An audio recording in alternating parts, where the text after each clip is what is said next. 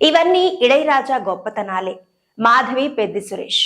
సంగీత దర్శకుడు ఇళయరాజా గురించి తెలియని వారుండరు. సినిమా సంగీతాన్ని పరుగులు తీయించిన వారు ఆయన. అలాంటి ఇళయరాజా గురించి తాజాగా తెలుగు వన్ కి ఇచ్చిన ఇంటర్వ్యూలో సంగీత దర్శకుడు మాధవ పెద్ది సురేష్ మాట్లాడారు. ఇళయరాజా గారి ఫస్ట్ సినిమా కొన్ని కారణాల వలన మధ్యలో ఆగిపోయింది. ఆ తర్వాత కొంతకాలానికి రెండో సినిమా చేసే ఛాన్స్ వచ్చింది. ఆ సినిమా నుంచి ఆయన వెనుతిరిగి చూసుకోలేదు. నేను ఆయన దగ్గర 30-40 సినిమాల వరకు పనిచేశాను అని అన్నారు. నేను పనిచేసిన సంగీత దర్శకులంతా ఒక ఎత్తు, ఇళయరాజా గారు ఒక ఎత్తు. వాయిద్యాల పరంగా ఇతర సంగీత దర్శకులు ఉపయోగించే కాంబినేషన్స్ ను ఆయన వాడేవారు కాదు. ఇళయరాజా గారు వన్ మ్యాన్ షో.